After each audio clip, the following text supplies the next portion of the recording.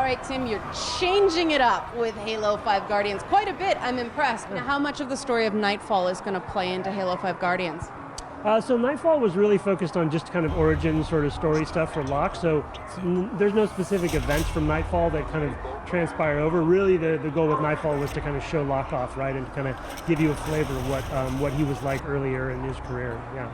So is it going to be a big change for people that saw him there, or are the motivators from Nightfall still going to carry over?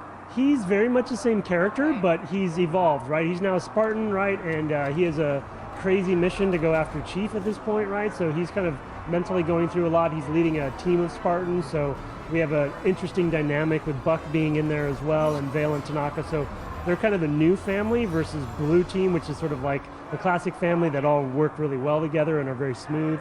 And so we really intentionally had that kind of juxtaposition between the two teams. Now that moves into the gameplay as well, because it's a far less solitary experience in the campaign. That's a big change for Halo. So what went into that? Was it something that 343 decided internally, or was that response from the fan base? I think it was a combo. I mean, we wanted to really focus on team play and teamwork. Co-op was a big focus. Obviously, co-op's always been a part of Halo, right? And I played every game, multiple times co-op. But we wanted actually there to be unique characters for everybody playing co-op this time. So that goal of kind of having a next layer of kind of gameplay as well as narrative with the teams being ever present, that was something that was exciting to us. And we know that Blue Team, from a fan perspective, people have been wanting to play as Blue Team forever. And so the best way to do that would be kind of as a team in a co-op setting. So, yeah. Now you talked about online co-op. Is split screen living room co-op available as well?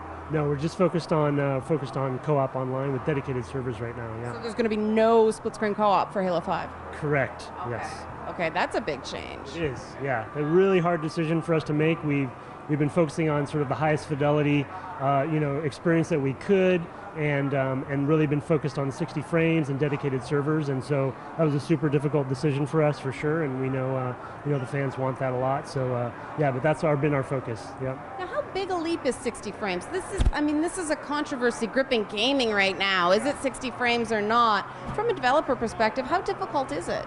It's really difficult, a big challenge, yeah, both technically and artistically.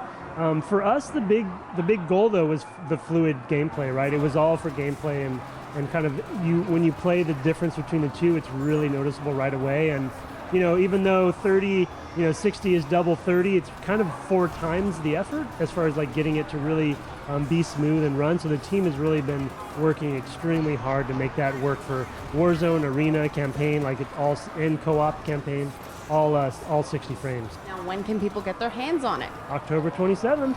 Exclusively on Xbox One? That's right.